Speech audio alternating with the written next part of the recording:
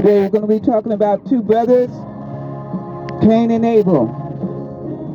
Cain and Abel. The Bible says there's only one way to heaven. There's only one way to God, and that's through Jesus Christ.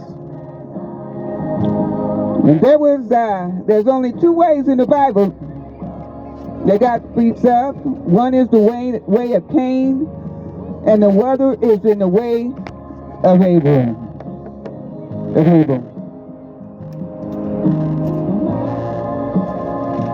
And so Abel was accepted by God, but Cain wasn't. Cain was rejected,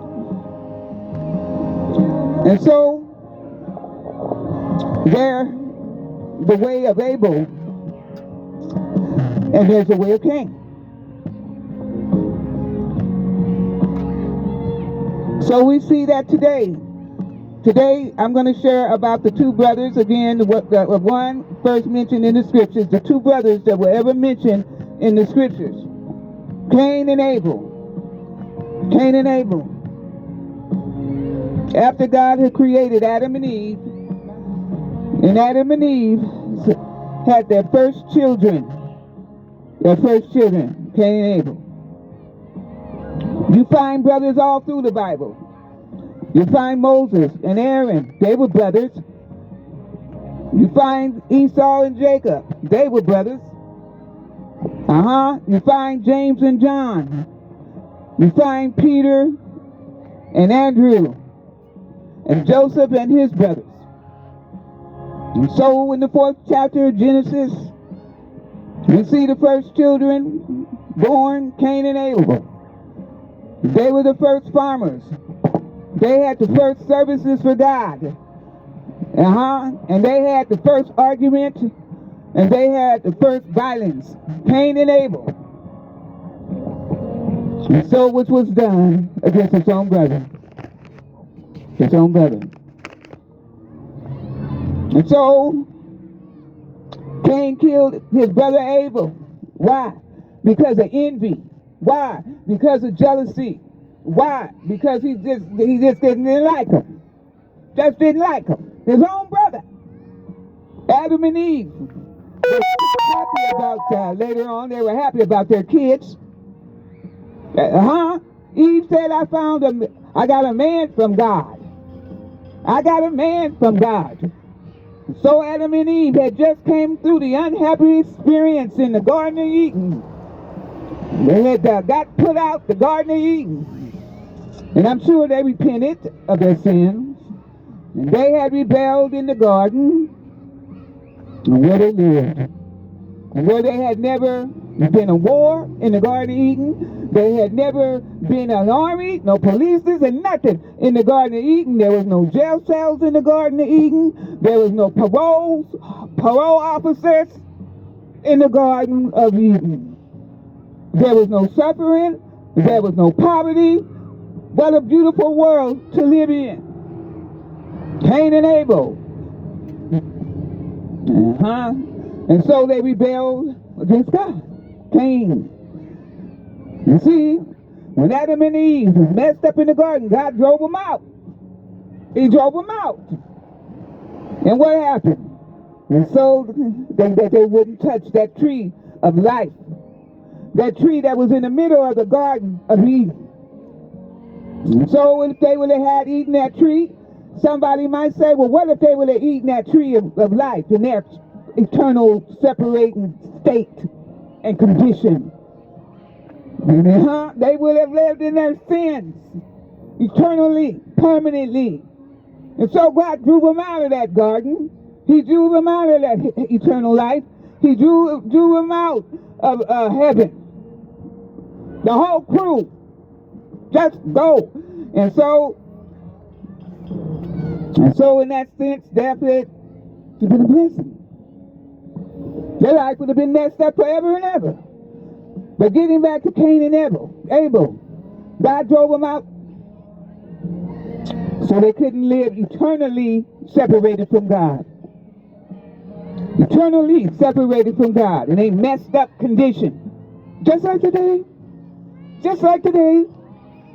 But before God threw out them out of the Garden of Eden, he had promised he was going to send a Redeemer. He had promised that the seed of a woman is going to bruise Satan's head. Oh, yes, it will. There will be a seed of a woman that is going to bruise Satan's head. God clothes men with skins and the animals, and so the blood had to be shed. And what happened? Because that was the only way to approach God. To approach God is by the shedding of blood. And so God had to kill an animal, make skins, some clothes for skins. What else happened? Well, remember when David said, in sin my mother conceived me? And Isaiah said, all we like sheep have gone astray. Just like today. All of us. And God laid on him the iniquity of us all. And so we can say you can take a trash bag and paint it on the outside. Make it look pretty. Put some flowers on it. Some stripes or something. And paint it whatever color you want. But inside it's still trash. You see today many are dressed up. Whether wealthy or not. And you may be living in a wealthy country as we are today. But on the inside, you're messed up. You see, God does not look on the outside. Man looks on the outside. Oh, how pretty she looks. How handsome he looks. How nice a car. How big a house. How much property. The 7-digit salaries in the bank. But see, God looks at the heart. And what did he see? A trash bag. A trash bag. Dressed up, painted up on the outside. And so, sin. He said, full of lust, full of fornicating, full of idolatry. And the list goes on and on. All we like sheep has gone astray. And so, with all the sins, this just goes on and on. And God looks at the heart. And Jesus said to the religious leaders, on the outside you look good, he told them, but in the inside you're full of dead men's bones. That's what he told them in Matthew 23. Read it. And so Jesus said on the outside, you're religious. Today on the outside, I go to church. They say, I go to church. I tithe. I pay my communions or whatever. I go on 2 hours on a Sunday or a Saturday. Look at what I'm doing. And so Jesus said on the outside, you're religious. You look like you're going to heaven. You look like you're going to heaven. You look like you're doing a fine job. You're religious. But Christ said, I see inside your heart. I see your pride, your lust, your fornicating, and all your hypocrisy. And he was talking to the religious leaders. You see, God sees all your secret things. God looks inside of you and me and not on the outside. He don't care how much your shoes and stuff cost. He don't care how much fancy house you got on the hill. He don't care if you have all the oil wells and diamond mines and gold mines in the world. He says you're full of sin. He said in his side, man is a trash bag without Christ. And so what else? He said, I don't care if you're Catholic. He don't care if you're Protestant. Christ don't care if you're Baptist, Assembly, or whatever you titles men call themselves today. He said, whoever you might be, Christ says, I see your heart. I see your motives. He says, I see your reasoning. He said that, he said that. And what did he say? He said, you're full of rebellion in the inside. And you need, some are unforgiving. Some are prejudiced, racist. Some people are just hate you, don't like you. For nothing. And Christ said you need to be cleansed by the word of God, by the word. You need to hear Jesus, the gospel, evangelio.